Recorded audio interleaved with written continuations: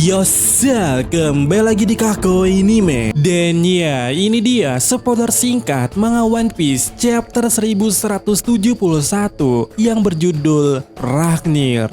Ditemani dengan cover story sepertinya, di mana Zoro dengan seekor kucing di atas kepalanya. Nah, di poin pertama, di chapter ini melanjutkan sedikit hal yang terjadi di chapter sebelumnya.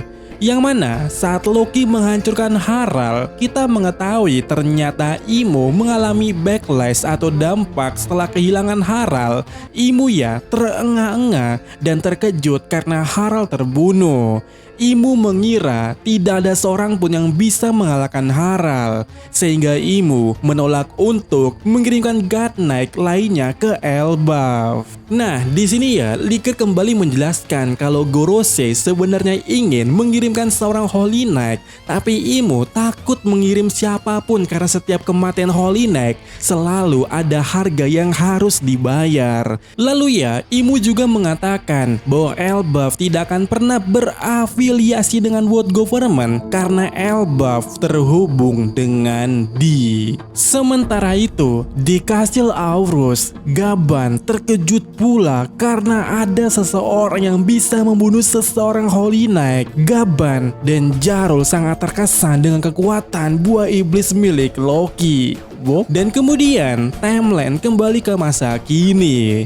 Akhirnya flashback selesai. Dan di sana ya, di Underworld, Hairudin meminta maaf kepada Loki dan juga membebaskannya. Namun di saat yang sama, tiba-tiba sebuah monster kerangka Draugr jatuh ke dunia bawah atau Underworld. Dan kemudian ya dengan cepat Loki mengklaim bahwa ia bisa terbang dan meminta yang lainnya untuk cepat pergi duluan atau melanjutkan perjalanan, sementara Loki akan menangani monster itu.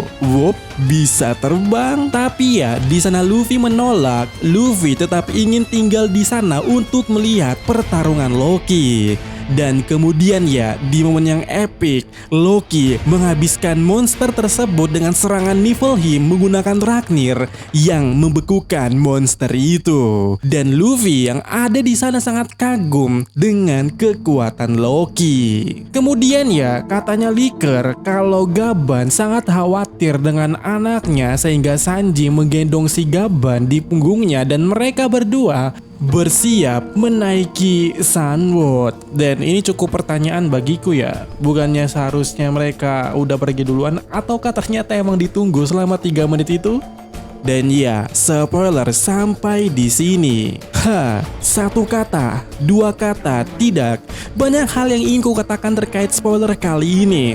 Dan ya, seperti biasa kita akan membahas beberapa poin di spoiler kali ini. Dan benar, spoiler sudah selesai. Selanjutnya kita hanya akan membahas, dan kalian bisa close saja jika tidak ingin membahasnya.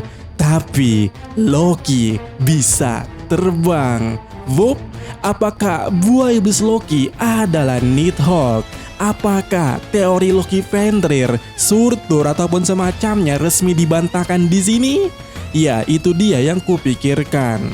Tapi ya, di sini akan kukatakan kepada kalian bahwa ini juga masih ambigu. Pertama, apakah Loki mengaku terbang pakai sayap atau bagaimana? Karena kita sudah melihat Loki setidaknya melompat cukup tinggi saat dia datang ke istana dari penjara Underworld. Sehingga menurutku ini masih ambigu. Tapi jika dilihat sudut lainnya, menurutku seharusnya Loki terbang pakai sayap. Kenapa? Karena ini akan jadi alasan yang cukup masuk akal bagaimana Loki kabur dari Elbaf. Yap, kita sudah pernah membahasnya. Jika Loki Nighthawk, ada beberapa skenario yang menarik atau jadi masuk akal. Dan salah satunya adalah bagaimana Loki kabur dari Elbaf. Loki sangat tidak bisa naik kapal. Itu dia yang setidaknya kita tahu. Loki pernah tenggelam saat mencoba melawan arus Elbaf waktu masih bocah. Dan bagaimana dia tumbuh saat besar, sangat kemungkinan atau sangat kecil kemungkinannya Loki mempelajari bernavigasi. Jadi satu-satunya hal yang mungkin bagaimana Loki bisa kabur dari Elbaf atau keluar dari Elbaf adalah terbang pakai sayap, karena Loki kemungkinan adalah Nighthawk. Tapi ya, yang jadi pertanyaannya ada di last poin, yaitu serangan Loki yang terbaru. Kemarin kita sudah melihat petir itu sangat masuk akal kepada Nighthawk, tapi kali ini kita melihat serangan Ragnir yang membeku sehingga menimbulkan pertanyaan, ini jadi Nighthawk nggak sih? Tapi pertanyaanku di sini adalah,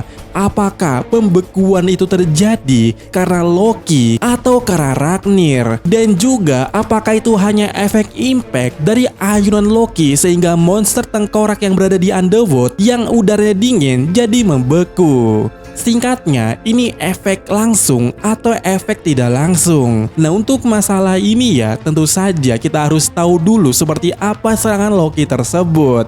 Namun ya, ini menarik. Jika Ragnir memiliki elemen es tersendiri alias bukan punya Loki, pertama akan ada jawaban musim dingin di Elbaf itu yang sangat drastis, ekstrimnya dari mana? Kedua, mungkin berhubungan dengan Galelia, kenapa mereka juga punya palu sebagai senjatanya dan juga membeku saat ini di Panghazard. Tapi ya, itu semua hanyalah asumsi.